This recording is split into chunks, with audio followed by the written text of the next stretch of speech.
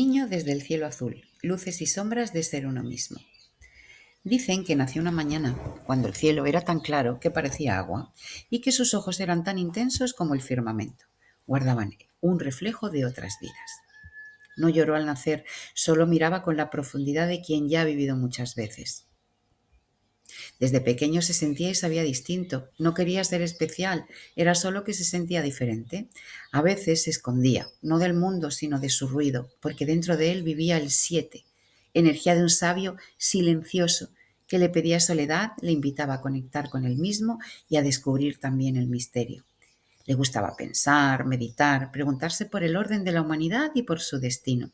Era capaz de conectar con el sentido más profundo de todo aquello que a nadie se le permite ver con facilidad, una combinación de alma antigua con alegría infantil. Cuando su 7 se hacía sombra y su herida se abría, se volvía distante, desconfiado y confuso, aislado del mundo, encerrado en su mente que convertía en una torre que le protegía. Cansado de no comprender ni ser entendido, se encerraba en esa torre para observarlo todo. Todos tenemos heridas que necesitan ser atendidas, pues todo busca ser reconocido en la vida que nos habita. Cuando aceptamos que también somos esas heridas, dolor y hasta pena, cuando abrazamos esto sin sentirlo ajeno, de nuevo se vive con más ánimo y con más alegría. En nuestros números se muestra cada herida que tenemos, dándonos información de lo que la causó y cómo atenderla, en coherencia, para nuestra vida, para nosotros mismos y para el entorno.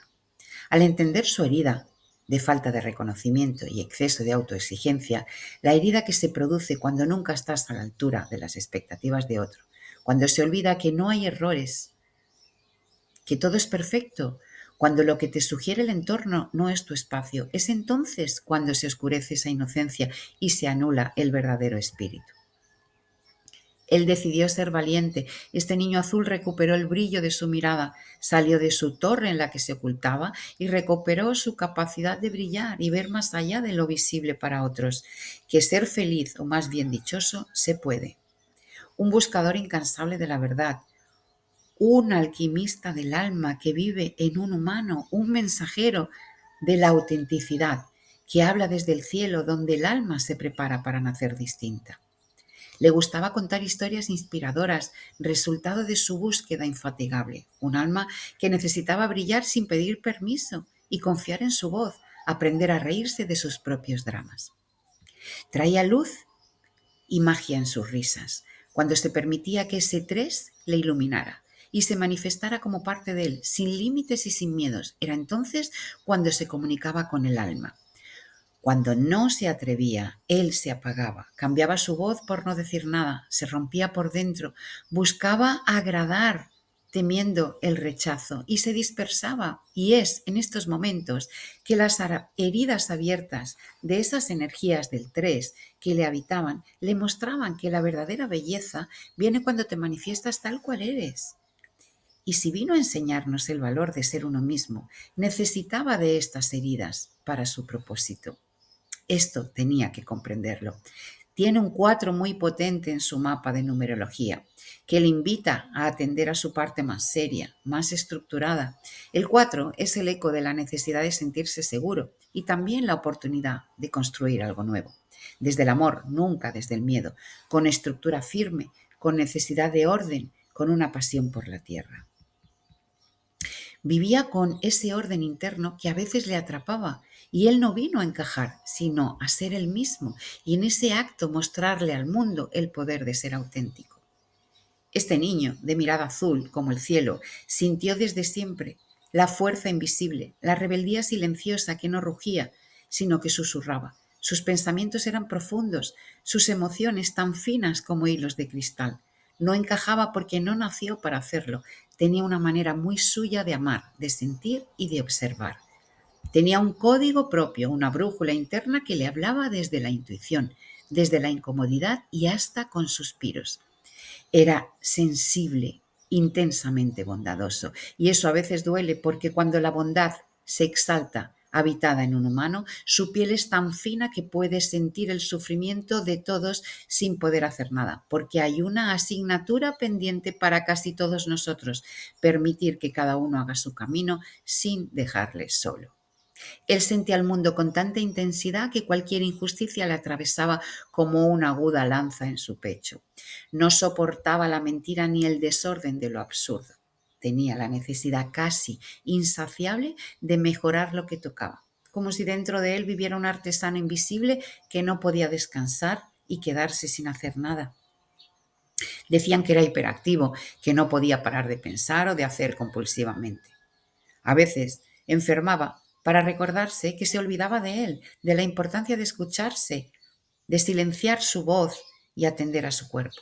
Otras veces su energía se desbordaba y todo se resolvía con una rapidez asombrosa.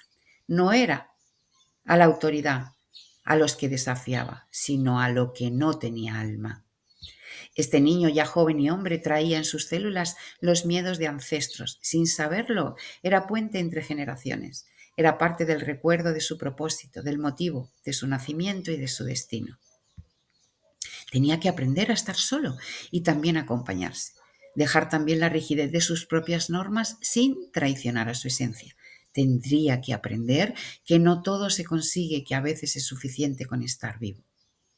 En su interior vivía un místico que a veces le ocultaba detrás de ocupaciones, de listas interminables de trabajos, en su exceso de responsabilidad, pero siempre volvía a él, a su fuego interno, a su alma que le recordaba a otros tiempos y a otras vidas.